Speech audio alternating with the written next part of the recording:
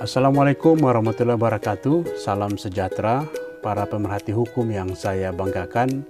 Berjumpa kembali di channel saya. Kali ini saya akan menjelaskan salah satu permasalahan hukum yang seringkali timbul di tengah masyarakat, yakni terkait dengan adanya perilaku orang-orang yang ketika meminjam uang, sejumlah uang kepada seseorang dan tidak dapat mengembalikannya pada waktu yang telah ditentukan, seringkali disebut sebagai orang yang menipu atau orang yang berkata bohong. Dan akibatnya kemudian seringkali kasus seperti itu tidak jarang dilaporkan ke pihak kepolisian karena dianggap sebagai salah satu tindak pidana. Nah, saudara sekalian, perlu saya sampaikan bahwa istilah menipu atau berbohong dalam perspektif masyarakat atau yang berkembang, yang dipahami oleh masyarakat, tentu berbeda dengan istilah menipu atau berbohong dalam atau yang ditentukan dalam hukum, dalam hal ini hukum pidana. Hukum pidana tentu memiliki batasan-batasan, kriteria-kriteria mengenai dalam hal mana seseorang itu bisa dikatakan sebagai orang yang melakukan tindak pidana penipuan atau melakukan perbuatan yang bersifat bohong. Nah, saudara sekalian, berkaitan dengan permasalahan yang saya sampaikan tadi, maka perlu dipahami bahwa tindak pidana penipuan diatur dalam Kitab Undang-Undang Hukum Pidana, yakni di pasal 378, di mana salah satu unsur di antara unsur-unsur lain yang bisa kemudian dikualifikasi atau dikategorikan sebagai bentuk perbuatan penipuan adalah rangkaian kata-kata bohong. Nah, saudara sekalian, orang yang tidak bisa mengembalikan pinjaman uang kepada orang yang memberikan pinjaman itu sesuai dengan waktu yang telah ditentukan, tidak semudah itu kemudian bisa disebut sebagai orang yang telah berbohong atau orang yang telah melakukan penipuan.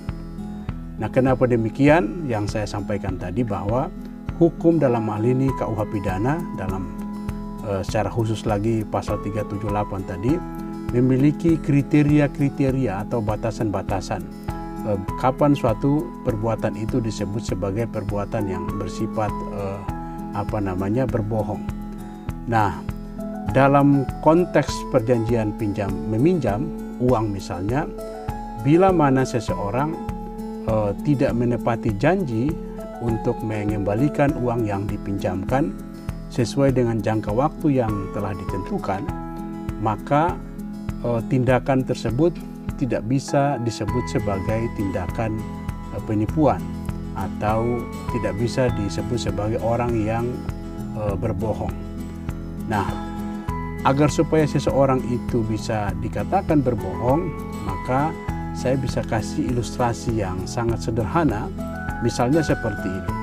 Kalau ada si A misalnya meminjam uang daripada si B, dan kemudian si A ini dalam rangka untuk meyakinkan si B, dia mengatakan misalnya bahwa tolong pinjamin saya sejumlah uang karena ayah saya sedang lagi di rumah sakit. Nah, kemungkinan uang tersebut dimaksudkan untuk digunakan untuk keperluan pengobatan ayahnya yang sedang di rumah sakit. Atas omongan tersebut,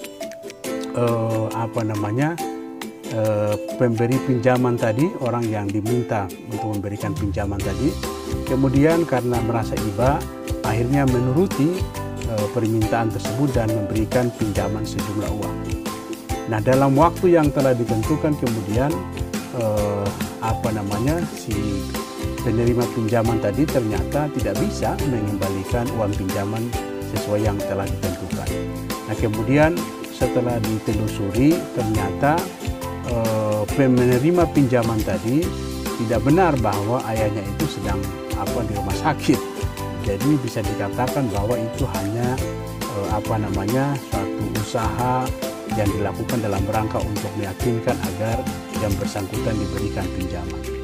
Nah, kalau itu yang terjadi ya, atau dalam contoh kasus seperti itu, maka barulah bisa dikatakan bahwa terjadi penipuan di situ. Ada rangkaian kebohongan di situ. Rangkaian kebohongan mana? Yaitu tadi si penerima pinjaman tadi mengatakan bahwa ayahnya sedang ada di rumah sakit, padahal pada kenyataannya tidak demikian. Ayahnya tidak sedang di rumah sakit. Nah, dalam contoh kasus seperti itulah baru bisa dikatakan bahwa yang bersangkutan telah berbohong. Nah, dengan kata lain, secara tegas saya bisa sampaikan bahwa jika orang tidak bisa mengembalikan pinjaman uang sesuai jangka waktu yang telah ditentukan, maka perbuatan tersebut tidak dapat dikatakan sebagai perbuatan bohong menurut kacamata hukum pidana, dalam hal ini pasal 378 KUH pidana. Nah, ada perbuatan-perbuatan lain selain rangkaian kebohongan tadi yang kemudian kalau dilakukan itu bisa termasuk sebagai tindak pidana penipuan. Misalnya martabat palsu, keadaan palsu, dan lain sebagainya. Nah, untuk hal itu saya akan membahasnya dalam video yang lain. Karenanya jangan lupa menyaksikan video tersebut untuk melengkapi wawasan kita dalam kaitan dengan masalah tindak pidana penipuan dalam perjanjian pinjam meminjam. Demikian penjelasan singkat ini saya sampaikan, mudah-mudahan bermanfaat bagi kita semua. Terima kasih. Wabillahi taufiq wal hidayah. Wassalamualaikum warahmatullahi wabarakatuh.